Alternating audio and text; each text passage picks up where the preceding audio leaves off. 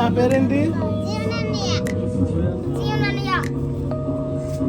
నడిపించబడదు కూడా దీవించి మీరేమని యేసుక్రీస్తు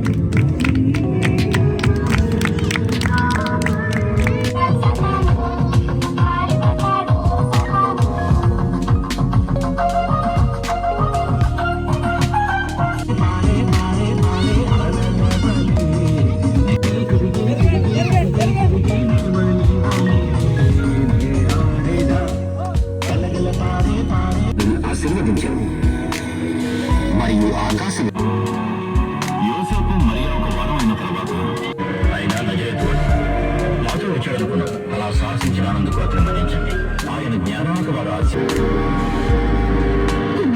మాకెందుకు మీరు ఇలా చేశావు? నీ తండ్రి నేను నీవు కనిపించినందుకు మీ అందరికీ వందనాలండి. వందనాలు. సో ఇప్పుడు వరకు మనం సినిమా చూసాం కదా, ఎంతమందికి నచ్చింది? అందరికి నచ్చిందా?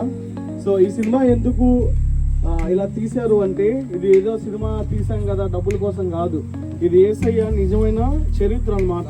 ఒక దేవుడు ఈ లోకానికి ఎందుకు వచ్చాడు, ఆయన ఎందుకు రావాల్సి వచ్చింది, ఆయన రావడం వల్ల ఈ లోకానికి మనందరికీ ఉపయోగం ఏంటి అన్న చిత్తోడు స్వస్థపరుస్తాడు. అనేక మందిని యేసయ్య ముట్టినప్పుడు వాళ్ళ శరీరాలు కూడా బాగుపడతాయి, చనిపోయిన వారు తిరిగి లేస్తారు. అట్లాంటివన్నీ కూడా మనం ఎన్నో ఈ సినిమాలో చూస్తాం.